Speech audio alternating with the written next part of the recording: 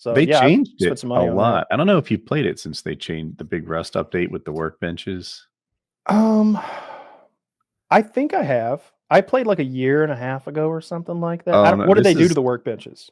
so it is much. It used to be you just collect scrap, and scrap was a currency that had a lot of different utility. And now to upgrade your workbench to level 2, I think you need to get 5 blueprints, and blueprints only spawn in these highly competitive areas. You need key cards to get in, or perhaps murder someone who just got out. And it's a whole different experience to Yeah, upgrade okay. but what it does, the effect it has on the game is the early game lasts much longer. It used to be you could grind for a good 8, 12 hours, and by the end of that day, you might have some quality guns. Yeah, No longer. People are playing with like bows at the end of that day. interesting. Okay. Yeah, I guess I like that. I've always liked the YouTuber liked blueprint it a system in lot. that game. Mm. Yeah, because the alternative is what you said. It's just hitting barrels or going out in a boat into the ocean and farming scrap as fast as you can, sort of in isolation, avoiding PvP, avoiding contact. Just get that scrap as soon as you can, so you can get your workbench up, so you can get your AKs and semi-autos and whatever you want, MP5s, whatever, or explosives more likely. But that makes sense to lock that stuff at places like Oil Rig or Airfield or something like that. Make you do the monuments.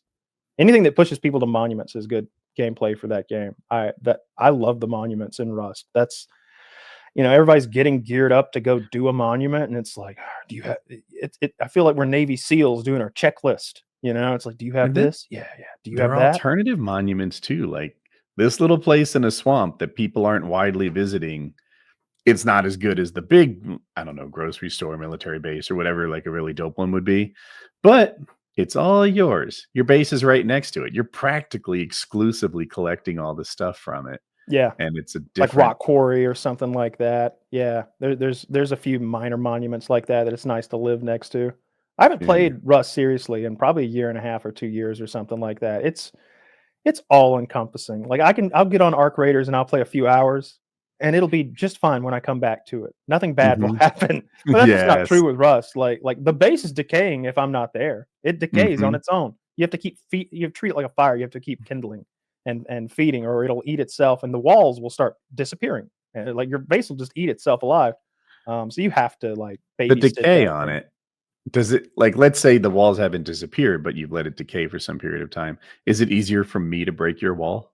Yeah, not only that, like there's a big part of Rust for me was just kind of wandering around and gaining information about our neighbors. And if you walk next to a base that is decaying, you I think if you pull out a hammer, you can see the durability of the wall, and you'll see Mm. that the durability is like 790 out of 1,000. You're like, wait a minute, check this wall. Oh, this one's 690 out of 1,000. All right, we'll hit this one first. Like it's decaying. They forgot this Mm. base. Like we can get in here quite much cheaper going through this wall. Or like my favorite thing is to primitive raid in that game to use flamethrowers or just hammers. Like I don't remember how many hammers it takes to beat someone's door in, but it's like 2 or 3 hours of sitting there like hitting it. But if it's middle of the night and you get 2 of your buddies next to you and y'all have an inventory full of hammers and you're just out there clank, clank, clank, clank, clank, like you could beat their doors in or you can shoot their Yeah. walls down with a shotgun. Like it just takes forever. Some people call that eco rating. Have you heard Mhm. that? Yeah, economical rating, where instead of getting really difficult to acquire explosives and C4s and stuff, you just poke at it with the stick. Yep. And if the base has weak points or is decaying or whatever, it's So susceptible to eco raids. so walls have a strong side and a weak side. Obviously, you put the strong side outward facing, but sometimes there's because of the architecture, you might be able to see under like an eave or a roof edge. You'll be able to see the Mm. weak side, and so you just make 80 fucking wooden spears and just sit there and poke. You just poke. You just poke, and on the ground there's just piles of broken spears, and eventually, like their shit caves in, and you go in and take all their stuff away. We did That it a makes lot. sense. Yeah, Yeah. Yeah, Rust sounds like a cool game, but I'm not looking for a game that is a lifestyle right now. it's a lifestyle. Today I was tired because of the whole dog messing up the sleep schedule thing. I popped on, did a couple raids, popped on later, did a couple raids. That's not how Rust works. No, not at all. No, it's a chore, it's a grind, and every aspect of the game is like that. Now you're farming stuff, you're PvPing, you're base building. We always had division of labor. Mitty was always our helicopter pilot / base builder. He'd be the one who was watching that video, like teaching him where to put everything and build the really complicated base, and we would just kind of stand guard and we would farm up his materials. So it's nice to have division of labor like that. I'm a little bit anal about keeping the base organized. So I was known as the base bitch, not a name I picked. Were you so low ranked in the team you just had to grin and bear it? No, I was the leader. It was my it was my base, and leading from the front. Yep. I wanted to go with base commander, but I was outvoted unanimously. But yeah, I'm the one who's like keeping those boxes organized, and people come back, and it's like when you came back from home from school and you like dumped your backpack and your dirty shoes and maybe just threw your bike in the yard, and you're like, come on, you gotta pick up behind yourself. I'm walking behind you all day. Look at these socks and these shoes, like your mom. That's how I am in the base. I'm like you just dumped all your stuff in one box, just willy-nilly. There's pumpkins in here with armor. What are the pumpkins? Don't go with the armor. The pumpkins go in the food box over here. And I'm just like, they're like, yeah, all right, make that happen then. Yeah. We got to go get more loot for you to organize. So yeah, like, you stay here. He's like, get on it. On Woodycraft, we had a game mode called Factions, which I've often said was really similar to Rust. And the grinding on it, Colin was popular with people like in early stages of the wipe because he loved the grinding. So imagine this: you're building a wall 255 blocks high, 100 blocks long, 4 sides. I just did the math. That's 102,000 blocks to place. And they just make the first layer, supply Colin with blocks, and he would just love like 100,000 blocks to place on 4 walls. Say less. And he just worker bee their base for them for as long as he was awake. He loved it. I like that part of the game. Because I could, especially in Rust, I couldn't win a straight up gunfight, especially with the people that we would be raiding. They would always be so goddamn good, and you'd look at their profiles, and they'd have thousands of hours, and it's like, man, I would love to play some noobs like me, but you couldn't find them, so we would have to outwork them. It was like, look, wipe starts at 4 p.m. If you're not here, then you're not part of the team. All right, and we're not getting off until you put in a good 12 hours here. This first shift is 12 hours. All right, buckle up. We're doing 16. We're asking for less out of you. Like, it's one of those. So that first day, we're trying to put 35, 40 man hours into like warping ahead. It just like in what is that game you play, the RTS? AoE, Age of Empires? Yeah, I'm trying to get to the medieval stage. I'm trying to get to my fucking like medieval stuff while they're still at the Stone Age. They got bows and arrows. I want to get to flamethrowers and pistols, like way before they do. I want to be that like one step ahead of them every step of the way, so that we can actually win our gunfights.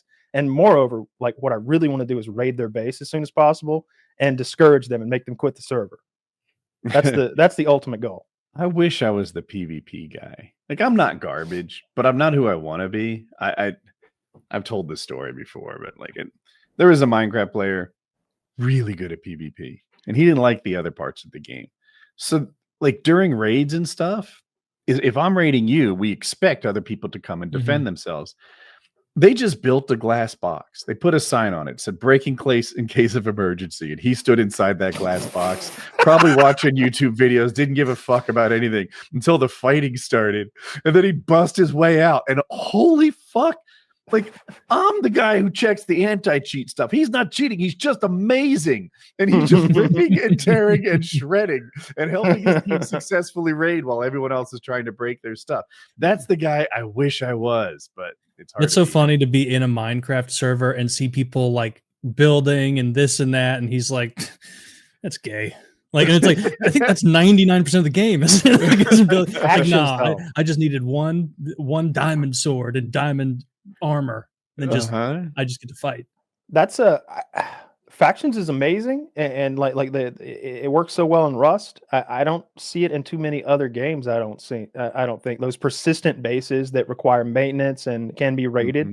That being in a game is, I think DayZ does something like that. Maybe those are modded servers. I think they all are, technically speaking, but I've seen maybe DayZ servers or maybe that other survival game where you'd have these persistent bases. But you didn't really raid people. You sort of broke in when they're offline. And it was kind of a rare thing to happen. And Rust, it's the game for a lot of people. Is just when you raid somebody when they're there, do like a live raid, like that's about as much fun as you can have when they're actively defending and you're actively attacking, and then there are third party people coming in to try to interfere. Like that is the most fun you can have.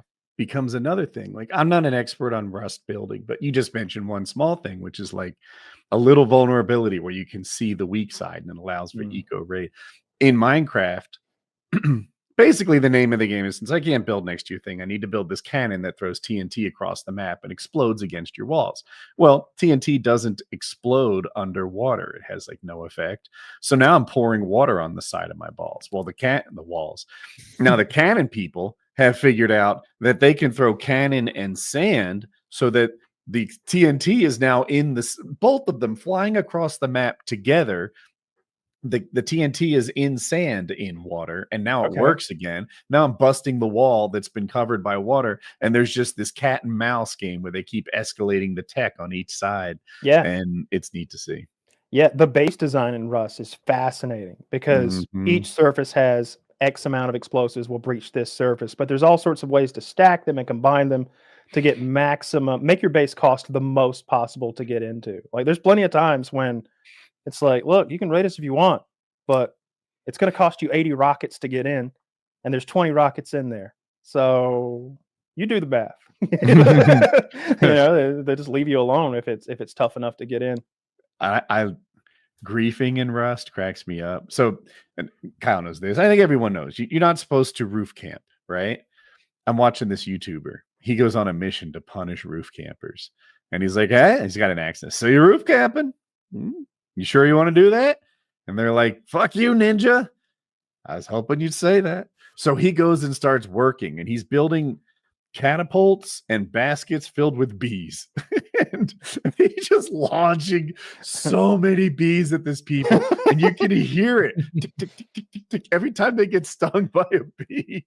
It's just brutalizing them. And the other team is like, dude, you have spent so much on bees and catapults. It's not worth it. And he's like, you think I'm in it for the loot? I'm in it for the love of the bees. They just throwing more bees at him, making him quit the server. It was so funny.